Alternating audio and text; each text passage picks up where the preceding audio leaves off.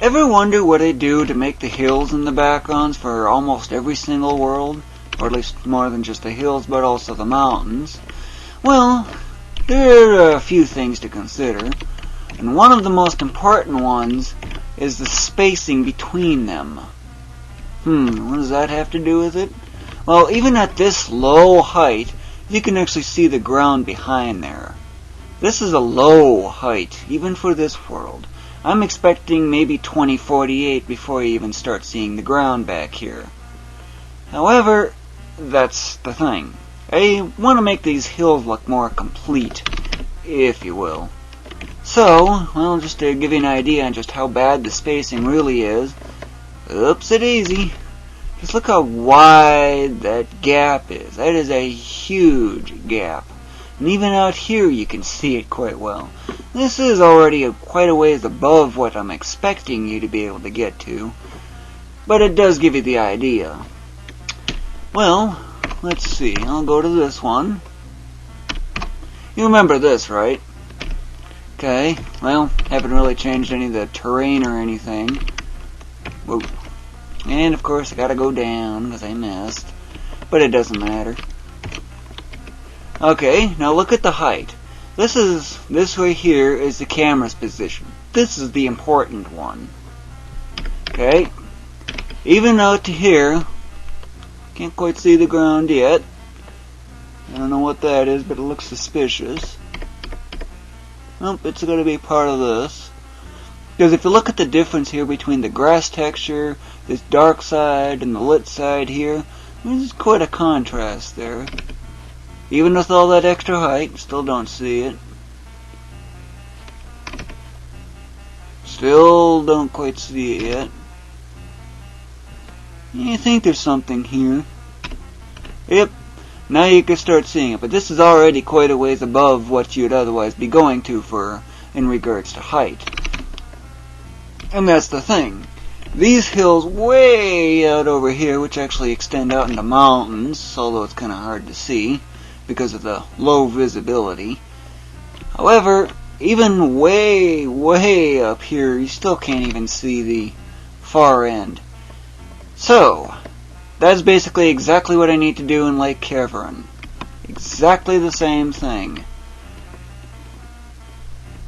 And yes, I meant to miss. Okay, you remember these hills here and just how little that was. I think it was barely able to start seeing them somewhere around this area. This has got to get closed up. And of course, this world's also got a lot more detail needed than just this here and so forth. There's more beach decals in here. There's even some lifeguard stands somewhere right about here. There's, let's see here. What was it? Yeah, there's supposed to be houses right about in here. Basically the same thing from... I'll explain that a little later for now. And of course the hills extend from somewhere, I don't know, about here I would say from the sea and clear out to the edge of visibility like they currently are. Houses. Yep, this world's actually supposed to get a road. And no, I haven't gotten the 24 channel ground system added in because of one thing. I haven't been able to get the function to work at all, or at least the drawing. But these hills actually need to get changed big time. There's supposed to be hills right here in this current case, lining up with these furthest to the houses. And they rise up, get to a certain point for their high end, and then they start leveling off. Well before the ocean in the background. And of course I need more height. There's only one way of getting a lot of height that I need. Because even here you should easily be able to see the ocean, but when it takes a lot more. Yep, that's the ocean right over there, and you can actually see the edge of the ground here. But these things are way too high. Because they're only supposed to be small hills. How small? 6144 coordinate units. I'm not sure what that is in feet, but I think it's around 900 at first glance. But anyway, I'll show you just how I go about making the hills. It's kind of a lengthy process, but I'll just do one layer. Do you remember the video from about a year ago or so on how I create worlds? Well, that's pretty much about the same what I do for making hills. However, there are some considerable differences in the routine.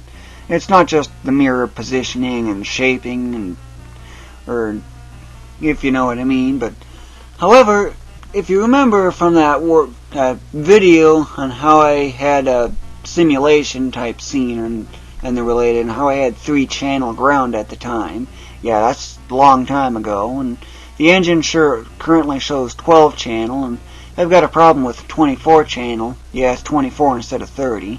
It's basically the same amount of memory usage, follows a logarithmic curve so much better, and, well, if you know what I mean.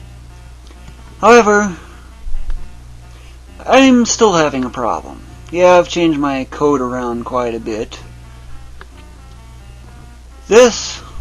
Thank you for providing me details on the existence of this function to otherwise get it, but even then it's still not working right. Or at least for what I've got. And I've come down to 2 possible reasons for this happening. First, I've got wrong pointers. The pointers are all not 0, so that's good. I know all the pointers are pointing to things that are working. The other possibility is that the video card cannot take a 1024 by 14 type image. Yeah, I know. It's 2D, not 3D, so there isn't an extension. And it's not full screen either. It's just an area to draw into. It's not for displaying on screen or anything. It's for simply getting automation done for repeated scaling. So you might be thinking, why am I going through all this hassle and such just to try to get what I'm after? Well, why not do it manually, you might be thinking. Big problem. I don't know how to, what I can do is I can use exact integer scale ratios. Like, for example, a 3:1 scale, or a 7:1, or 386:1, just some screwball things like that, for example. That I can do no problem. It's nothing more than averaging pixels. However, when it comes to integer or fractional ratios, like 3:2 or 1.73:5 and other such screwball things like that, just out of random numbers I'm coming up with, that I would have no idea how to do without first copying pixels so that it really hogs up a lot of memory, then scaling that down. Yeah, you're starting to see where I'm getting problems. However, in order for me to do a 65 to 64 scale down, I need like 96 gigs of memory. Yeah, that probably got your attention. That's the only way I know how to do it for an exact non-integer ratio. So that's why I'm having to use stretch bolt. However, another alternative I've thought of is, instead of using stretch bolt, have it, instead of drawing into video memory, have it draw just without using video memory and just go plain CPU.